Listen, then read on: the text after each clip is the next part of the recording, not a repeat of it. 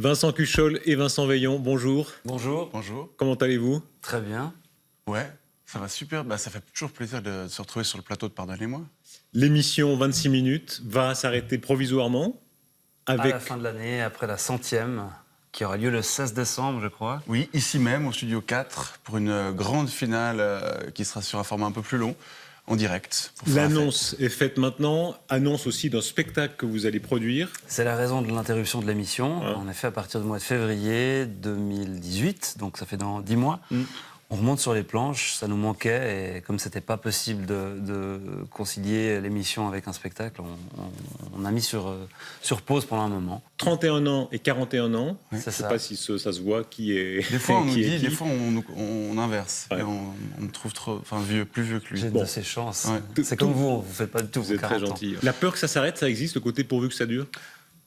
À part ça, oui, honnêtement, mais elle n'est pas forte, cette peur. Mais on moi, a je toujours dirais peur que les gens arrêtent de rigoler, quoi. Ouais, C'est vrai. on a peur de plus avoir d'idées, mais ça fait depuis le début qu'on fait ça, qu'on a peur de plus avoir d'idées. L'angoisse de la page blanche est là. Donc je dirais que c'est ça, le revers de la médaille, c'est l'angoisse.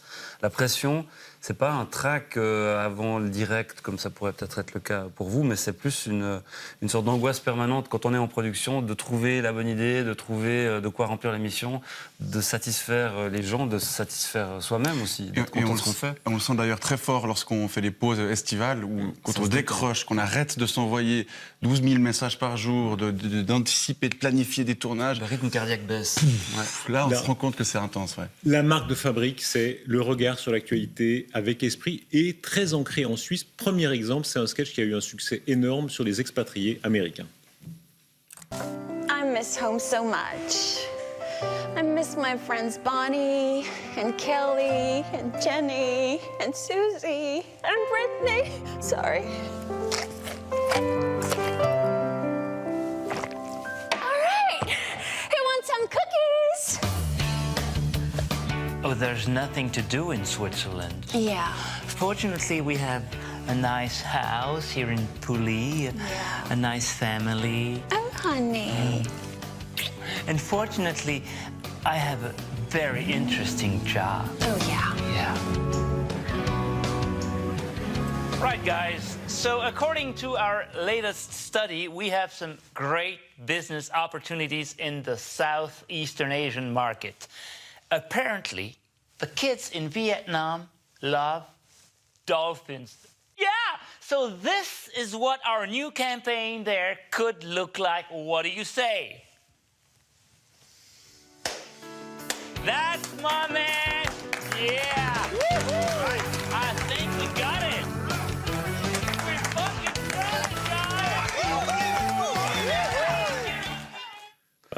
Très très beau sketch, très très réussi, où on voit notamment qu'il y a une équipe d'acteurs, on le reverra dans d'autres extraits, qui est assez impressionnante, à part vous deux. C'est ce qui a changé par rapport à la radio, où on n'était que les deux. Et là, on a élargi, on a fait à la fois le casting dans les sketchs et puis évidemment l'équipe de production, parce que c'est plus facile de faire une petite capsule en radio que de faire des sujets tournés comme ça. Mais c'est très frais, on n'a pas d'équipe fixe, hein. C'est chaque fois en fonction des sketchs. Ah, mais qui pourrait faire une américaine? Bah tiens, Isabelle Caillat, elle est super, go. Là, les figurants qu'on voit, oui, c'est des figurants, c'est pas des acteurs professionnels qui sont autour de la table. C'est des gens qui travaillent à la radio. C'est des potes de Couleur 3, on leur dit... Il y a venez- Benjamin Louis notamment qui présente la matinale, sur Réveil à 3. La part de mauvais sentiments, elle existe là, un peu de xénophobie anti-américaine qui fait du bien, non? Mais c'est pas de la xénophobie anti-américaine, c'est de la moquerie contre les Américains décérébrés, on en connaît tous, Ouais. des gens qui votent pour Trump et qui sont quand même assez limités culturellement, donc on n'a pas trop de gêne pour se moquer d'eux. Vous aimez bien jouer les cons, Oui, Les salauds. C'est vrai. il y a une jubilation. Les bêtes aussi. Les bêtes. Mais parce qu'il y a de la connerie chez chacun de nous. Ouais. Et donc, c'est toujours intéressant de la faire ressortir, de s'en moquer, parce que c'est quelque chose d'universel. La bêtise, on est tous à un moment, et on est toujours le con de quelqu'un, et on est tous à un moment dans la journée ou dans la vie bête. On se rappelle tous les personnages à Louis de Funès, hein, tous ces personnages de riches, méchants, mesquins, radins, etc. Ça nous rapproche du sujet de votre spectacle, l'argent. Oui. Alors il y a déjà cette veine-là dans certains extraits. Par exemple, évidemment, le patron de Novartis, comment il s'appelle déjà? Reto Sennheiser. Voilà, très cynique. Ouais, et l'extrait que vous allez montrer, c'est celui sur Novartis. Exactement. Donc ça, c'était une des premières fois où on essayait ce ressort-là de faire un peu de l'humour, de rire en parlant d'économie et en parlant d'argent. Ah, on le voit. Il a suffi que nous disions « on ferme » pour que tout le monde vienne nous lécher le cul et nous donne tout ça qu'est-ce qu'on avait demandé. Ouais, alors que je vous rappelle, Novartis faisait 2,5 milliards de francs de bénéfices en hausse de 7%. Non, je dois dire vraiment, les 3 derniers mois, ils ont été magiques et maintenant notre cul, il est rutilant. Oui, alors j'imagine que vous faites ici allusion aux différentes concessions que vous avez obtenues de la part de vos partenaires. Ouais. Primo, allègement fiscal. Nous avons juste dit à Herr Leuper, oui, nous allons peut-être faire quelques investissements et bam, allègement fiscal, cadeau. Alors, de combien est-il cet allègement? Parce que Philippe Lebas n'a pas voulu mentionner ce chiffre hier. C'est normal, vous savez, quand on peut éviter d'avoir honte, on évite. Et ce sera le thème de notre spectacle sur l'argent. Pourquoi l'argent? Comment c'est venu? Parce que l'argent est un problème. Pour tout le monde, qu'on en ait beaucoup ou pas du tout, C'est une un solution problème. souvent aussi. Ça peut être une solution, mais c'est en tout cas toujours un problème. Et nous, on aime bien s'intéresser aux problèmes, on aime bien questionner. On aime bien d'ailleurs problématiser. Ouais. Oui, c'est vrai. Vous êtes très intello. Hein. Mais pas forcément un télo, mais se poser des questions, c'est pas forcément se la raconter et être complètement... Bon, il y a un côté éditorialisant dans ce que vous faites, hein, comme les caricaturistes, comme certains humoristes, etc. Il y a un message en 26 minutes. Il n'y a pas un message, il y a des questions. Et justement, l'argent, pour revenir au spectacle, c'est s'intéresser enfin, de lire les relations aussi bien intimes, sociales, même entre les pays, à travers le prisme de l'économie. C'est une manière originale de s'intéresser à la façon dont les hommes communiquent, enfin, interagissent, et à la manière dont l'argent peut un peu pourrir pourrir. C'est un poison, bien sûr. L'argent, c'est la grande affaire des Suisses. On n'a pas un débat d'idées très nourri, pas autant que certains voisins. On n'a peut-être pas une même vie culturelle, etc. L'argent, on dit souvent ça, pas la même vie politique non plus. C'est la grande affaire des Suisses. C'est clair qu'on vit dans une société libérale, à la fois décomplexée, puis en même temps, c'est un tabou. On n'en parle pas, c'est un peu un sujet qui pue. Et c'est aussi ça qui fait que ça le rend intéressant. Je ne sais pas si ça remplace la culture, je ne pense pas. Vous pensez ça? Non, je pose la question. Je ne crois pas. Mais ce sera aussi l'occasion dans ce spectacle de se poser toutes ces questions. Puis si on parle de message, le message c'est juste peut-être d'encourager les gens à se les poser ces questions-là. Eux qui sortent tous les jours un billet de 100 francs ou qui grillent leur carte Visa À à réfléchir New en York. quoi l'argent modifie nos vies, peut-être les rend parfois un peu trop futiles. Ça va être une sorte, je pense qu'on peut dire que ça va être une sorte d'apologie de la société libérale capitaliste dans laquelle on vit. Tout en sachant qu'on est l'un et l'autre fondamentalement marxistes. Voilà. Y compris sous une forme provocante. On va en voir un exemple. Est-ce que les pauvres sont moches et les riches sont beaux? La réponse Bien est oui. sûr. C'est la théorie. Évidemment. Donc vous êtes en train de nous dire que c'est dans la nature des pauvres d'être pauvres. Genau, tout comme c'est dans leur nature d'être moche. Comment ça? Je vais vous expliquer. Imaginez-vous que vous êtes beau et riche. D'accord. Au moment où vous devez choisir une femme, qu'est-ce que vous va prendre? Vous va prendre naturellement une belle riche, logique. Oui. Imaginons maintenant que vous êtes riche, mais moche. Oui. Qu'est-ce que vous prenez? Bah, Vous ne pouvez pas prendre une belle riche parce qu'elle est déjà prise par un beau Oui, riche. oui, Alors, oui. vous allez non plus pas prendre une moche riche, hein, parce que vous n'êtes pas fou et parce que vous avez les moyens d'avoir une belle. Vous allez donc prendre une belle pauvre. exactement, une belle pauvre qui échappera ainsi à un éventuel beau pauvre qui aurait pu la séduire Oui. et qui devra donc se rabattre sur une moche pauvre. Pauvre, Ou ouais. sur une moche riche s'il a de la chance. Et alors la descendance de ce beau riche deviendra de plus en plus moche, sa beauté à lui se diluant à travers les générations, alors que votre descendance, vous en tant que moche riche, elle va devenir de plus en plus belle, votre mocheté se diluant à travers les générations. Et il suffit de quelques générations pour que tous les beaux, tous les riches deviennent beaux et tous les pauvres deviennent moches. C'est la nature. Voilà, c'est presque un jeu. Vous vous êtes planté dans une ou deux. J'ai dit Ouais. beau à la place C'est de compliqué moche. aussi. C'est Ça va compliqué vite. l'économie. C'est la théorie de l'évolution via l'argent. Il y a une part de vérité affreuse dans ce que vous dites là. Mais il y a toujours un petit fond de vérité dans ce qu'on dit, mais non, évidemment que c'est pas vrai. Ça serait vraiment horrible, mais c'est le principe de la caricature. Il y a un humoriste qui disait ça, je crois que c'est Elie Semoun qui disait le fait d'être devenu célèbre et riche, ça m'a rendu beau. Ouais. Ouais, puis c'est pareil avec la mort. On se dit qu'on est tous égaux devant la mort. Or, c'est pas vrai. Les riches arrivent à retarder meilleure ce santé. moment. Bah oui. Ouais.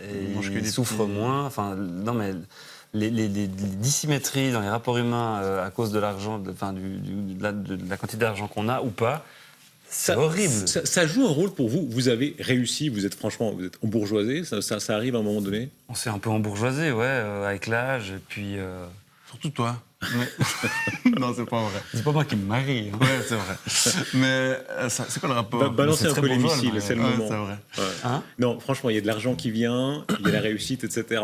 Ouais. Ça, c'est un complexe parfois. Bah, disons que dans le métier qu'on fait, à savoir saltimbanque, de pouvoir vivre de ça déjà et de pouvoir génial. en vivre, bah, c'est un luxe déjà, rien que ça.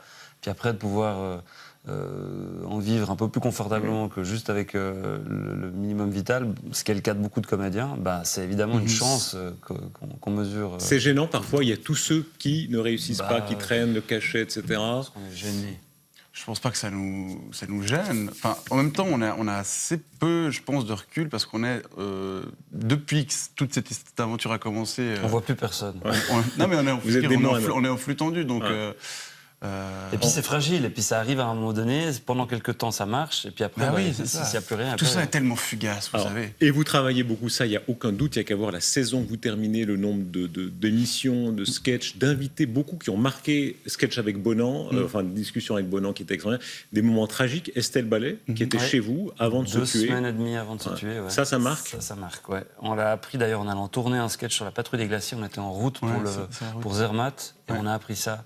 Sur la route, pendant une demi-heure, plus personne parlait dans Ouais, notre dans le bus. minibus. Ouais. Brem des 26 minutes avec lequel on se déplace aux 4 C'était d'ailleurs l'occasion, on a pu lui faire. On savait pas quoi faire à ce moment-là. Oui, on lui a fait un Et on lui a hommage. fait un tout petit clin d'œil. On voulait surtout pas faire rajouter du bruit à. Le sketch en question, il y avait juste une petite étoile à la fin, c'était marqué à Estelle. Ouais. Ça, c'est un souvenir fort de l'aventure 26 minutes. Il y a des moments de grâce dans votre émission, une Micheline Calmiri, tout à coup, Ouais. qui se confie sur sa vie privée, quasi sexuelle. Ouais, non, pas clairement, pas clairement quasi. sexuelle, Elle nous ouais. a Elle a dit dit que c'était le désert de Gobi Sexuel. sur le plan sexuel, le travail du conseiller fédéral. Ouais. Clairement, elle l'a Donc dit. ça, on est tombé un peu des nues. D'ailleurs, ça se voit parce que en face, moi, je suis en personnage et puis le masque se fissure. Ouais, On voit ouais, clairement que c'est Vincent Quechol qui rit, qui est là. Quoi? Qu'est-ce qu'elle a dit? Ça, c'est chouette. C'est des moments précieux. Votre marque de fabrique, hein, il y en a une en particulier, c'est la Suisse, l'importance de la Suisse. Vous n'avez aucun complexe provincial. Hein. Il y a beaucoup d'humoristes, on sent bien le rêve, c'est de réussir à Paris, de partir, etc. Vous, non, vous êtes vraiment là. Ça fait Vous partie de soignez notre- la Suisse. Ça fait partie de notre ADN depuis le départ. Et c'est vrai que souvent, on nous pose la question, mais vous allez qu'on descendre sur Paris? Et c'est vrai que Descendre. la réponse, ou monter à Paris. Hein. Monter, C'est bien sûr, ouais, Nous, on dit descendre. Ouais. Non, Paris, déjà, c'est au niveau de la mer, Paris. Donc on y descend. Mais ça nous fait pas du tout bander. On y est allé un petit peu. On y est allé 3 semaines jouer Ouais. le spectacle précédent, c'était en 2014. On a trouvé ça sympa, mais on n'a pas du tout envie d'aller dans ce panier de crabes médiatique parisien. Vous jouer êtes des lausannois, coudes. hein, vous êtes On est vraiment. lausannois. Ouais.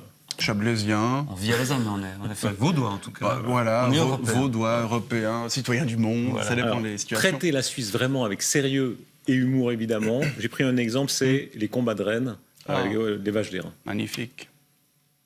Cette année, je suis venu avec Virginia, Alabama, Iowa, Indiana, Utah, puis ça c'est Wisconsin. La mienne, c'est Panzerfaust. C'est pas un bœuf de Kobe, mais je lui masse les guiboles à la bricotine tous les matins. Et puis avant les combats, je l'enferme 3 quarts d'heure dans la bétaillère. Et puis je lui parle au valaisan pour l'exciter. Comme ça, quand elle va dans l'arène, c'est pour tuer. C'est pas un PD, ma vache. Si la finale des combats de rennes attire de plus en plus de spectateurs non valaisans, il en va de même pour les éleveurs, qui viennent de plus en plus loin. L'année passée, je m'étais fait bousiller mes rétros. Allez, viens Isabelle. Allez. Attention.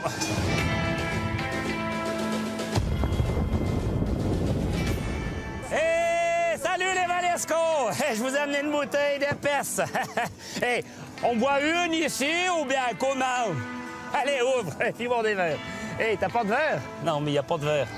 Cette finale, c'est l'occasion de se réunir, d'abattre les frontières cantonales.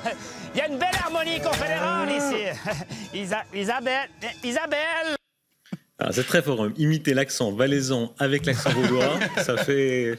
Hein. Ouais, c'est rigolo de revoir ça. vrai C'est des qu'on- super souvenirs à part ça. Il y a un truc qu'on peut dire sur ce sketch, c'est que Vincent joue un personnage, ce qui est assez nouveau dans l'aventure 26 minutes, et ça sera le cas dans le spectacle aussi. On a eu aussi envie, pour y revenir, de rompre un peu cette mécanique du clown blanc et de l'Auguste. Et on de sera- la conférence qu'on avait dans le premier spectacle sur la Suisse, et de se retrouver les deux mis dans des situations. Et c'est plus C'est une évolution aussi, voilà.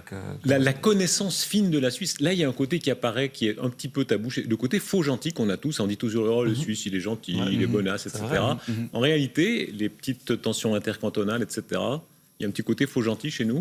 Sans doute, mais comme chez tout le monde. Mais c'est vrai que peut-être plus chez nous, parce qu'on est un peu comme ça humble, et puis en fait on est tous des salauds, comme tous les humains. Bien sûr. Hein, et on se déteste tous doucement, mais en même temps, on adore... mettre en exergue ces petites guéguerres, mais tout ça se fait avec beaucoup de tendresse, quoi. Là, l'exemple, on les adore, les éleveurs valaisans de Rennes. Ils sont incroyables. On a d'ailleurs passé, pendant le tournage, on était là, on se faisait accoster par certains. Il y a des gens qui vous aiment pas. Vous rencontrez en Suisse romande des gens qui disent j'aime pas ce que vous faites. Quand on fait des sketchs sur les animaux et qu'on fait semblant de tuer un chat ou un chien, là on se fait haïr. Mais vraiment, sur les réseaux sociaux, c'est assez frappant. C'est les sketchs qui suscitent le plus de réactions. C'est pas comme si on faisait ça souvent, mais enfin quand ça arrive, il y a une déferlante de commentaires assez haineux.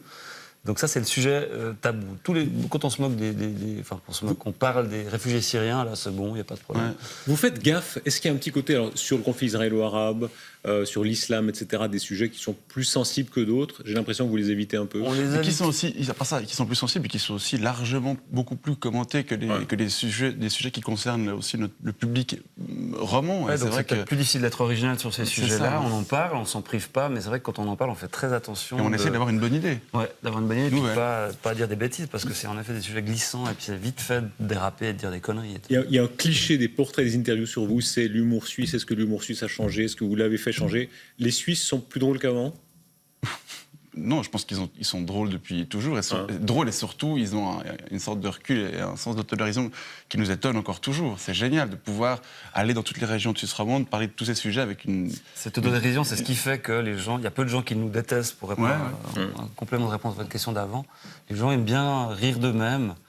C'est assez frappant chez les profs, par exemple. On a fait un sketch sur les profs où on les désigne très grand succès, il a beaucoup circulé. C'est un de ceux qui a le mieux marché, Et en fait, parmi ceux qui l'ont le plus partagé, il y a les profs qui disent tous « j'en connais un comme ça ». Mais c'est pas eux.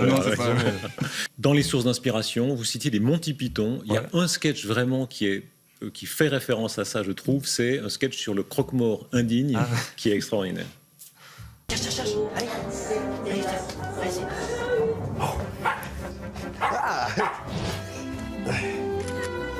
Je fais la collecte sur Insta. Je les immortalise. Eh ben, belle pièce.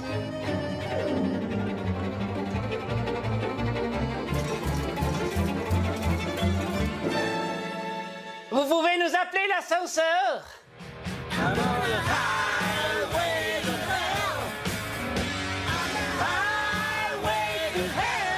Ah, ça m'a donné faim. On passe au drive? Ah ben, bonne idée. Bonjour, on meurt de faim.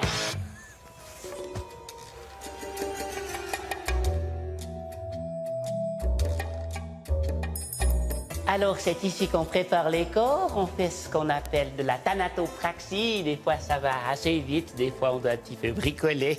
Avec eux, par exemple, on va mouiller le maillot. Ça va, tout va bien? Oh, il a belle allure. Hein? Mais il manque un bout. Oh, mais ça, c'est pour le chien. Cerbère! Cerbère, tu lâches! Cerbère, tu lâches! C'est pas un jouet, ce monsieur! Mais... Bon, allez, tu me connais ça maintenant. Allez, zo. Je peux essayer? Ouais, attends, je te regonfle. Pas trop fort, sinon il y a tout qui sort. Ok. Mais, Cerbère, fouille! Ah là, il est beau comme un camion. Allez. Ça vous fait beaucoup rire encore, ça. Mais non, mais à part ça, on a rarement l'occasion de revoir des séquences. Et là, c'est Et puis c'est un tournage, on a vraiment pleuré de rire. Ça nous renvoie ses souvenirs. La mort, c'est plus du tout un tabou? Non, je crois pas que c'est un tabou. Chaque fois que ça arrive, ça ébranle toujours. Mais c'est génial de pouvoir trouver un vrai croque-mort qui nous dit ok les gars, venez montrer ce que c'est mon métier. On rit avec vous. Et on rit avec vous. Les cercueils, le corbillard, il était mort de rire sur le tournage aussi. C'est ça aussi, la chance qu'on a, c'est toutes ces rencontres, d'aller s'immiscer dans ces univers qui sont d'accord de jouer avec nous, de nous prêter leurs jouets. Et puis après, leur jouet, c'est le rôti, mais nous, c'est notre jouet. Et, ça, c'est... Et après de le recroiser, ce même croque-mort, c'est lui qui s'est occupé de ma grand-maman, donc face à la vraie mort concrète, quelques mois plus tard. C'est génial. Enfin, c'est des belles histoires. Vous citiez votre grand-mère, je crois, Vincent Cuchol, un très bel hommage à votre grand-mère, très lettrée, qui vous avait beaucoup appris de choses. Ouais, ma grand-mère, Elsa, qui est partie en 2010. Ouais. J'ai rien à dire à part que je l'aimais beaucoup. Non, mais aussi que le côté, disons, très lettré que vous avez, oui, c'était elle. Ouais, c'était une très, très exigeante. Hein, très exigeante. Elle te faisait lire des trucs. Quand j'étais dans le bus avec elle et que je disais, je peux peser pour aller demander l'arrêt, elle me disait, on dit pressé, mais tu peux y aller. Purée. Ouais, et ça, c'est vous tous deux. Hein. Il y a un détail, disons, de l'exigence intellectuelle pour faire ce que vous faites qui est là. L'exigence, merci. Non, mais à part ça, l'exigence, c'est quelque chose qu'on partage. D'ailleurs, ça nous pourrit des fois un peu la vie. Ah ouais, clairement, parce que... On est vachement exigeant avec soi-même, mais aussi avec l'autre. Et avec notre équipe, parce que maintenant, la 26 minutes, c'est aussi une équipe de production. Et c'est vrai que parfois, on va encore dans le montage, chercher à la seconde près, couper au rasoir le banc de montage. Donc. Avec le résultat de cette saison, ça reprendra quand ? Ça reprend à l'automne, a priori, si quelqu'un de nous n'a pas pris la place, parce que je rappelle qu'on arrête en décembre. Il y a 8 mois de tournée, et puis a priori en septembre... On viendra retoquer, et puis on espère qu'on nous ouvrira. Sans doute pas le même format, sans doute pas le même rythme. On est en train d'y réfléchir avec la direction, mais on aimerait bien revenir, parce qu'on a encore faim. Rendez-vous pour cette reprise et pour le spectacle. Le Merci. spectacle qui s'appelle Le Fric, qui commence en... février. Qui commence en février. Le Fric, un spectacle cher de Vincent Cuchol et Vincent Veillon. Voilà. Merci, bon travail, merci beaucoup. À bientôt, merci.